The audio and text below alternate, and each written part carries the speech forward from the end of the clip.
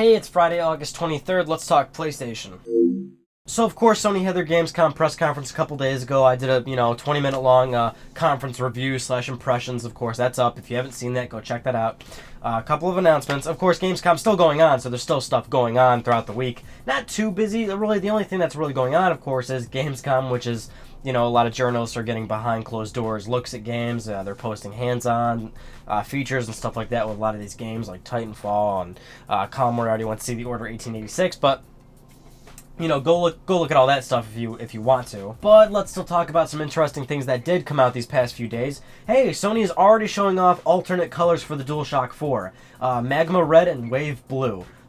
Dude, these things look sexy. Oh my god. So apparently these are going to be available day one for Europe and North America at a later date. But man, these things look awesome. Like, I'm totally getting both of them. I think it's because the DualShock 4 has that two-tone design, and that's how they kind of incorporated that with alternate colors. So it's the red and blue up front, but then on the back it's still that, textured feel. With the textured feel, of course, still being the same color, and then the touchpad's still the same color. But it looks like totally cool. I want these controllers. Not only that, but Sony also showed off some PS4 accessories, official PS4 accessories. We've already seen one of them. It's that vertical stand thing. You can just sit your PS4 vertically on it for some safer stability. We've already seen that, but that's just like a piece of plastic basically, but you can buy that if you want. And then they also showed off a charging base, for two DualShock 4s. That would probably come in handy. I have one of those for PS3. Really, it's handy. You don't have to plug in every time. So let's talk about Gran Turismo. I know people want it on PS4, and they're upset that GT6 isn't on PS4,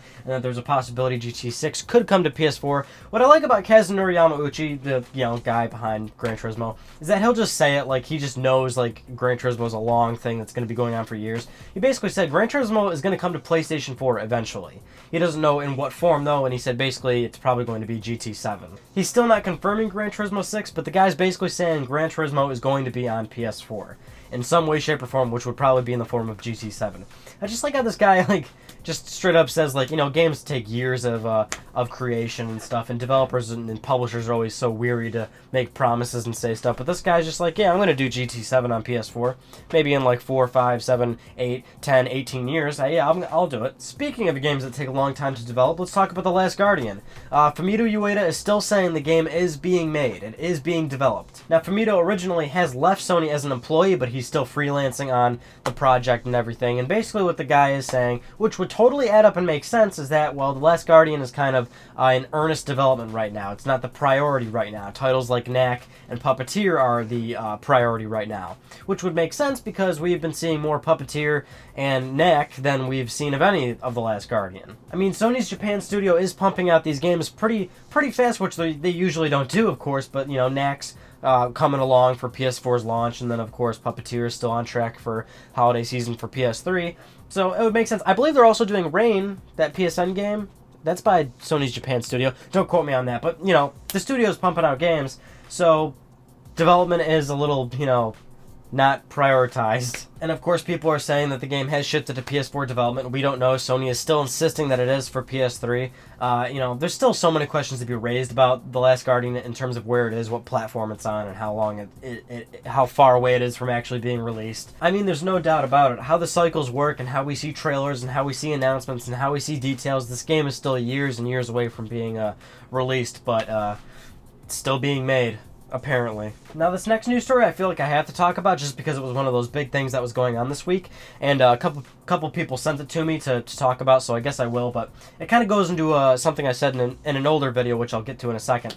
But apparently an AMD employee commented that the PlayStation 4 has huMA, or huMA, which is Heterogeneous Uniform Memory Access, and this is a type of architecture that allows the PS4 to do extra special internal stuff. Now, there are huge explanations as to what this means and what it does for the PS4 and how it gives it sort of an advantage over the Xbox One, because that is sort of a huge thing that was going on this past week, that PS4 has huMA, which is this type of architecture that really gives PS4 an advantage, which kind of fueled this controversy because then AMD had to retract these statements and say no comment, we didn't mean to say that, blah blah blah, because of course it wasn't making people happy and journalists were freaking out.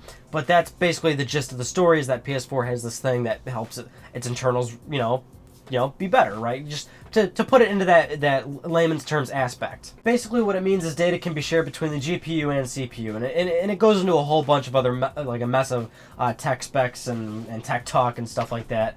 Really, and so the whole point of this is, and like I was saying earlier about how this goes to another video, this goes back to the PS4 RAM story we talked about, how I had a little rant about how I just don't care about internals. The thing is, I'm not a hardware engineer, and these sort of things, I just don't really...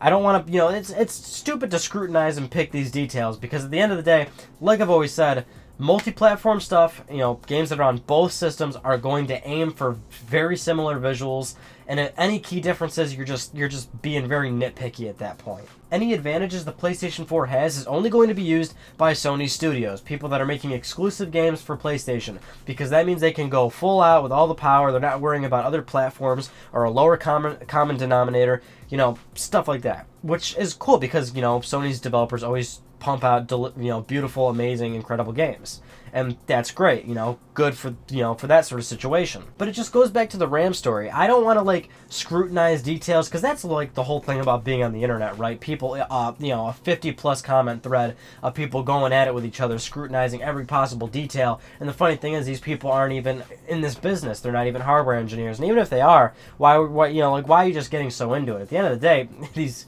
systems are going to have games, they're going to play, they're going to be fine, they're going to look good, they're, I've already said this before, right? You've heard me say it once, I'm not going to say it again. Here's how I read those news stories. PS4 has heterogeneous, uniform memory access. Cool. And then that's when I go and watch an infamous Second Son trailer. It's like, I don't scrutinize those details. Alright, so let's move into our little cover story of today's episode. Shuhei Yoshida, that beautiful, beautiful man, was talking to CVG, and they asked him a very interesting question that I wanted to talk about. They asked him, basically, do you think the PlayStation Vita will be the last portable handheld system for Sony? And they asked him, do you think that the handheld gaming market is still something that you can pursue? And he basically said, yeah, I think we can still pursue it.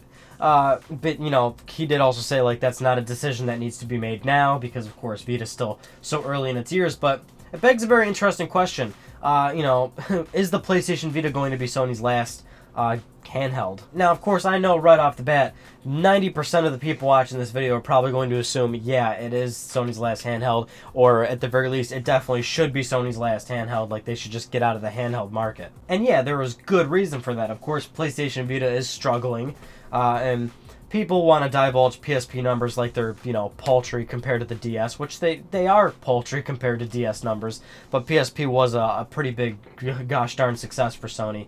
And the thing about the Vita is, of course, we just had a video about this a couple weeks ago about, is it going to fail or blah, blah, blah, and all that. And we can't really judge that until the system's off the market and if it didn't make Sony any money, which we don't know that yet because that's not the case. That's not what happened just yet. But the thing about the Vita, and even Shuhei said this in the interview, is that people who buy Vita love Vita, and this is true. There's been case studies saying that there's very high customer satisfaction with the Vita, and Sony themselves are saying that there is a 12-game attach rate per Vita sold. So at least pretty much every Vita owner has at least 12 games per system, that's a crazy attach rate. PS3 has an attach rate of 1.3, so that's 1 game per system.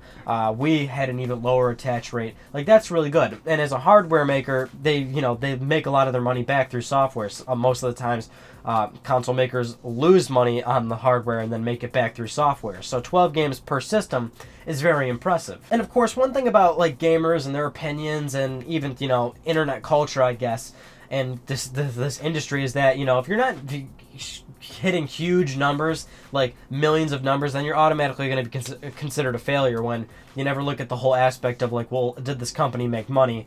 And if they did make money, to them that's a success. But of course, to if you're a regular gamer and guy with an opinion on the internet, he's going to say, nah, it was a failure. Much like how the PSP is always deemed a failure, when quite frankly it made the company lots of money and Sony sold a lot of them. But of course, Vita is in a much more dire situation. I mean, the thing does not sell nearly as many units, and this goes back to the video that I made a couple weeks ago. It's we gotta wait to see how this thing goes. I still think Vita will live a healthy life cycle. It'll never have I don't even think it would hit 50 million units throughout its life cycle. But Sony would have to make money past that 30 million unit mark, maybe even earlier than that. I could not even possibly be able to tell you the numbers or guesstimate that sort of thing, right? But you know, millions and millions of units is good. Of course, the really tough thing about Vita and, you know, Sony possibly doing another handheld after the Vita is that it's a very, very, very tough market. The only people that are buying Vita are these hardcore gamers, you know? So, you know, I think a lot of people right now would say absolutely Sony should not do another handheld. But of course, at this point in the time where the Vita's doing so poorly, it's very easy to say something like that. But if the Vita does perhaps go on to sell upwards to 30 million units and it does make the company a lot of money, I think Sony would definitely be more inclined to do another handheld, because if they can even match those numbers, that's profit for the company. And at the end of the day, Sony doesn't make video games and video game systems to, you know, just be cool and just be a part of this industry. They do it because at the end of the day they want to make money. Which again, going back to our original question, you know, like would Sony, you know, do another handheld after the Vita? I think one thing is, if Sony can sell that many Vitas, like around 30 million or even more than that, or maybe even a little less than that, like anything that makes the company a very decent, you know, hunk of change and it has a healthy life cycle, and it does that in its current state where it's like, you know, it's being surrounded by smartphones, it's being surrounded by tablets, and only hardcore gamers are buying it, then that would totally prove the point of like, yeah, another handheld would make sense, because it's going to be living in that same market, right? Phones are only getting stronger, tablets are only getting stronger, and if an upgraded Sony handheld came to the market to, you know, stay lean and mean with that, which, you know, that's the thing. Vita doesn't even need to compete with those things because only hardcore gamers are buying Vita. So it's like, if the Vita can live a healthy life in this, you know, current state right now, in this current year, in the next 4 years or 5 years to come, I think it's very easily capable that they could do it again. But of course, it's so hard to predict technology because it moves so quickly. And in the next 4 years, maybe Sony will definitely move out of that market. And you know what? I totally wouldn't blame them, because it is a really, really tough market. And they're not Nintendo. They don't have these Nintendo characters that are always so popular with people and all that. That's why the 3DS does so well. People got a little bit mad at me because I said the 3DS is for kids. I did not say the 3DS was for kids. I said it's sold to a casual market, because it is. It doesn't just appeal to your hardcore gamer. It appeals to everyone. And when you appeal to everyone, you're going to sell to everyone. And the Vita is not selling to everybody. And since it isn't selling to everybody, that's why Sony may be inclined to not make another handheld after the Vita. Personally, I don't think Sony is going to make another handheld after the Vita. I just don't think they would do it, even if they made profit, even if they did good with Vita, even if they had respectable numbers. I just don't think it's something they would pursue. But, you know, it's, like I said, it's a really tough call, you know, because obviously the company is right now, today, showing interest in possibly doing another handheld. It's a really tough call if they will do another handheld, but like I said, Vita's still got a long way to go, and I do think the system will live a healthy life cycle. Nothing of astonishing numbers. I've said this a million times before, but of course, what do you think? I think a lot of people would believe that Sony wouldn't do another one, and they will finally leave this the handheld market. But you never know. I certainly don't know. I just talk about it on the internet. But I think that wraps up this discussion on Let's Talk PlayStation. Thank you all for talking with me. I'm Ryan Panecki. What's your name? And I'll talk to you guys next Friday for more PlayStation news, whatever's going on in that beautiful PlayStation world as we get closer and closer to November 15th, which is finally the PS4's release date for North America.